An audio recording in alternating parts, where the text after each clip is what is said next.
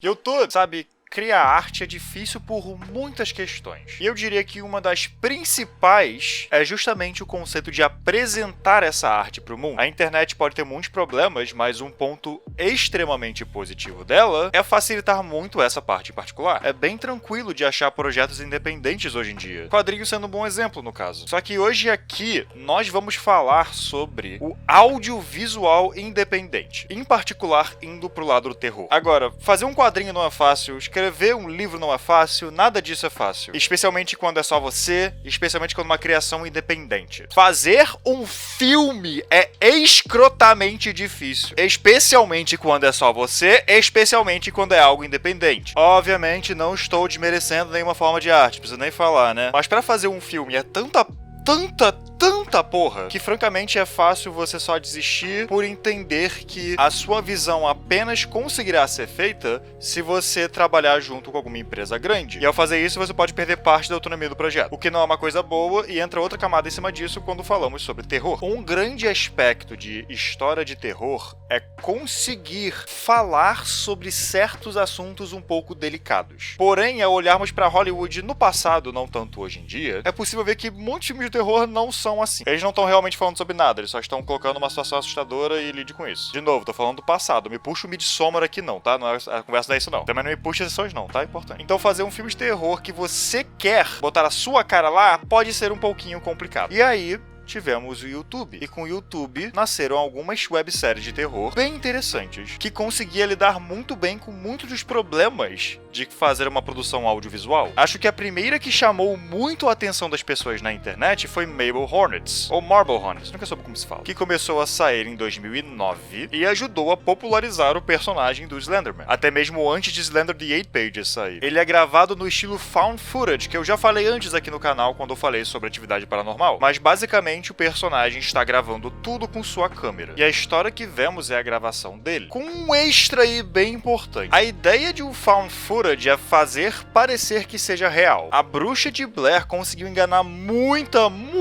gente em 1999 quando ele foi lançado. Muita gente acreditava que tudo que estava ali era real. As pessoas estavam vendo o que aconteceu com 3 estudantes de cinema reais. Nós estávamos vendo gravações reais. Só que entra o pensamento de por que isso passaria no cinema, não se sabe. Mabel Hornets não saía no cinema, até porque é uma série, mas sim em um canal do YouTube. E a forma como o vídeo se tratava era como um canal no YouTube, no sentido de realmente alguém estava postando aquela coisa e nós estávamos vendo aquilo como se fizéssemos parte do universo de Mabel Hornets. Esse é um ponto extremamente interessante de histórias que são contadas através de alguma rede social, ou no caso alguma plataforma. Vocês provavelmente já ouviram falar de The Sun Vanished, ou O Sol Sumiu. Acho que o Cellbit tinha um vídeo sobre isso muito tempo atrás, que é uma história de terror que estava sendo contada pelo Twitter, e nós estávamos acompanhando a situação do protagonista pelo Twitter. O personagem dentro de sua história estava tweetando e nós estávamos vendo isso acontecer. Mabel Hornets fazia isso de certa forma, e ao mesmo tempo tinha um outro canal para essa história, um canal chamado To The Ark, que tem conexões com o plot principal, e é a visão de meio que um antagonista. Os vídeos em To The Ark são minha parte favorita de Mabel Hornets, porque o que eles estão fazendo é mostrar a mente de alguém que está corrompido. Com isso, os vídeos não fazem completo sentido lógico, e eles são feitos não exatamente com atuação ou nem nada do tipo, mas sim através de uma apresentação um pouco assustadora. Imagens, colagens, falas misteriosas que precisam ser interpretadas, barulhos altos de estática, é claro. Marble Hornets claramente foi feito com um orçamento muito baixo, e dá pra perceber isso. Foi algo extremamente independente. Só que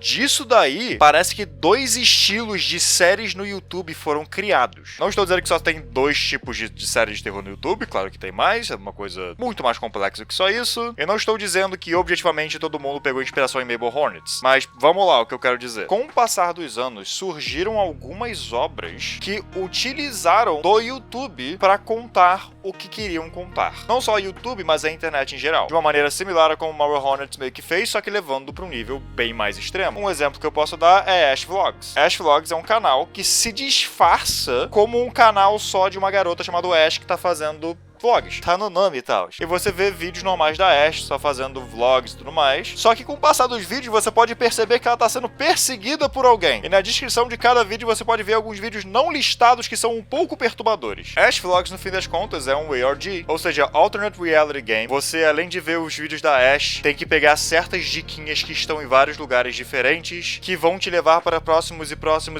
pontos para continuar progredindo nessa história e entender o que está acontecendo. E similarmente também temos Post Content, que é a minha obra favorita de todas que eu vou falar aqui. Você deve ter percebido que eu estou falando um pouquinho mais abertamente de todas essas séries, mas eu recomendo todas elas, é claro, que é sobre um cara que decide começar a postar conteúdo, geralmente mostrando a rotina dele. Porém, tem certas entidades que vão atrás dele e estão um pouquinho acostumados com isso, e além disso, se você olhar pra porra do quarto dele, nada faz sentido, né? Só que os vídeos são gravados com uma câmera como se fosse um vídeo do YouTube normal, ele só está mostrando o dia a dia dele. Isso também é um ARG meio confuso e complexo, você tem que fazer muita coisa pra continuar a história e entender ela direito. Só que eu não tô interessado nesse aspecto de ARG desses dois. O meu foco aqui é mais, são duas obras que estão utilizando a mídia de YouTube pra contar a sua história. Ambas sendo histórias de terror, tendo temas bem delicados e tendo um orçamento um tanto quanto baixo. Foram feitos por poucas pessoas, você pode perceber que o orçamento é baixo, porém, devido à maneira que ela é apresentada pra você, é muito fácil de você aceitar esse orçamento, porque tá se apoiando bem na ideia de ser algo feito pra internet e apenas pode ser consumido através da internet. São obras do terror que conseguem te puxar pra dentro dela, porque são feitas pra serem bem imersivas, porque você tá assistindo no mesmo site que tá sendo postado dentro do universo, eu quero dizer. E aí nós temos o outro lado. Assim como temos webséries que são um pouco parecidas com Mabel Hornets, na ideia de estão sendo postadas na internet e se aproveitando do fato de que está sendo postado no YouTube, temos também aquelas que pegaram um bocado da estética de 2DR. Não por completo, mas é um pouco parecido, que no caso são terror analógico. Eu não vou dizer que é literalmente igual. Terror analógico tem a própria vibe, tem o próprio motivo de existência, mas eu não consigo não achar o estilo de terror analógico não parecido com o estilo de 2DR. Só que eu puxei Mabel Hornets mais pra puxar mesmo esses conceitos. Porque sim, é um estilo de terror um bocado parecido. O quão vago é, o texto na tela, o som alto. Porém, claro que tem várias diferenças, em particular o fato de que terror analógico está usando equipamentos,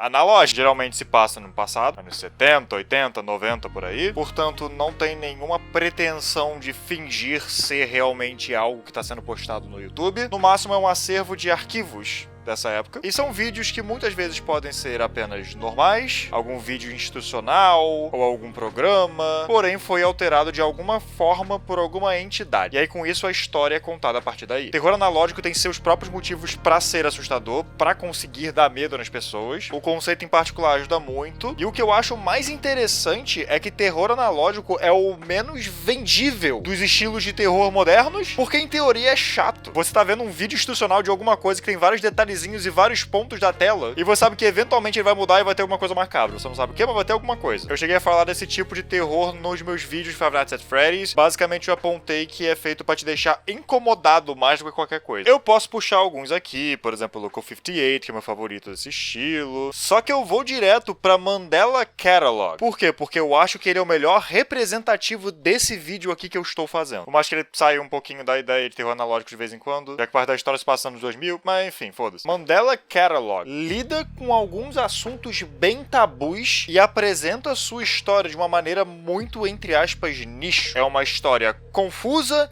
e complexa, lidando com assuntos de religião, só que feito de maneira que é pra ser realmente perturbador e pra te incomodar. Não é só tipo, demoninho. Não, é um bagulho realmente meio pesado. Se fosse lançado de uma forma mais tradicional, passando por um estúdio pra virar um filme ou uma série pra um serviço mais comum, que não seja totalmente independente, muitas dessas coisas provavelmente não seriam aprovadas. Em particular, além desses aspectos mais narrativamente pesados, algumas das decisões de estética e de apresentação de narrativa. Mandela Catalog usa bastante filme de arquivo e é parte do charme, é parte do motivo pelo qual funciona bem. E tudo isso é feito com o que parece ser um orçamento bem baixo, de início, porque aí entra naquilo que eu falei. é muito mais fácil você conhecer alguma obra de terror independente hoje em dia através da internet. Com isso, eventualmente, o projeto cresceu tanto que dá pra ver no volume 4 que o orçamento cresceu muito, com algumas cenas que não daria pra fazer antes, mesmo que ele tentasse muito da melhor maneira possível. Você pode dizer que perde um pouco do charme. Eu acho que alguma das coisas do volume 4 eu não gostei muito, por exemplo, no foco em live action, mas é no mínimo muito impressionante que isso aconteceu. Uma série no YouTube independente, de um estilo de terror que é bem nichado, conseguiu chamar tanta atenção e fazer tanto barulho que foi possível ver a diferença de qualidade técnica dos episódios seguintes. Eu, hoje em dia, prefiro muito mais terror audiovisual que me é apresentado no YouTube do que um filme de terror normal. Porque eu acho que esse aspecto puro e seco que nos é entregue diretamente por um criador que tá expressando o que ele quer expressar, deixa a experiência muito melhor. E além disso, são essas coisas aqui que realmente conseguem me assustar. Tem alguns vídeos, por exemplo, de Mandela Catalog que, senhoras e senhores, eu me caguei. Isso aqui foi mais uma visão por cima e uma recomendação dessas várias séries aqui, que são bem famosas, eu sei, mas ainda assim. E eu queria pedir que vocês me recomendassem algumas séries de terror nesse estilo que eu falei, seja terror analógico, seja só utilizando o fato que está sendo postado no YouTube como parte de sua história, porém brasileira, porque eu não conheço nenhuma, e eu super teria interesse em ver alguma desse tipo. Eu realmente espero que exista, porque eu não conheço nenhum. Enfim, é isso, muito obrigado por terem assistido, muito obrigado a quem me apoia financeiramente de qualquer maneira, até a próxima, e até!